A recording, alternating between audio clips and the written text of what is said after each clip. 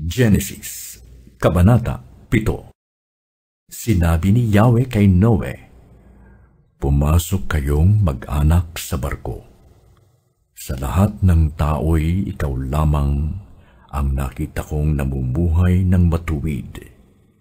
Magdala ka ng 7 pares sa bawat hayop na malinis, at 1 pares naman sa di malinis.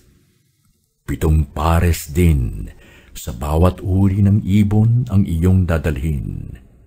Gawin mo ito upang magpatuloy ang kanilang lahi sa balat ng lupa.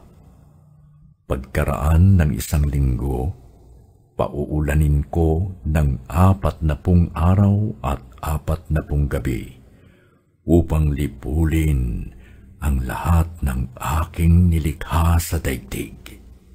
At ginawa nga ni Noe ang bawat iniutos ni Yahweh. Si Noe ay 600 taon nang bumaha sa daigdig. Pumasok nga siya sa malaking barko kasama ang kanyang asawa, mga anak, at mga manugang upang maligtas sa baha.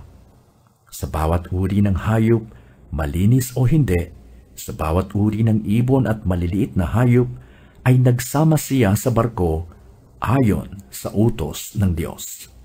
Pagkaraan ng 7 araw, bumahanga sa buong daigdig. Si Noe ay 600 taong gulang na noon. Noong 17 araw ng 2 buwan, nabuksan ang lahat ng bukal sa ilalim ng lupa.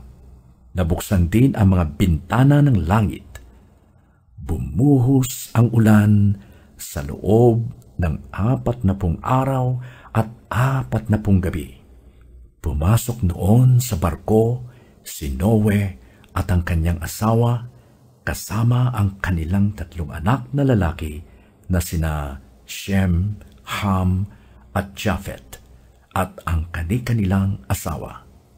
Pinapasok din niya ang bawat uri ng hayop, mailap at maamo, lumalakad at gumagapang sa lupa, at bawat uri ng ibon. 1 lalaki at 1 babae ng bawat may buhay ang isinama ni Noe ayon sa utos ng Diyos. Pagkatapos, isinara ni Yahweh ang pinto ng barko.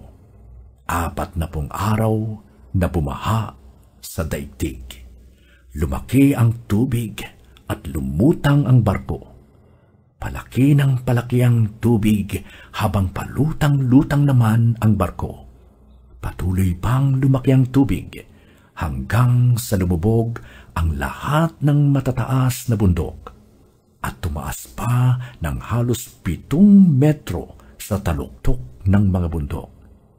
Namatay ang bawat may buhay sa lupa, mga ibon, maamo at maiilap na mga hayop, lahat ng gumagapang sa lupa at lahat ng tao. Ang lahat ng may hininga sa ibabaw ng lupa ay namatay.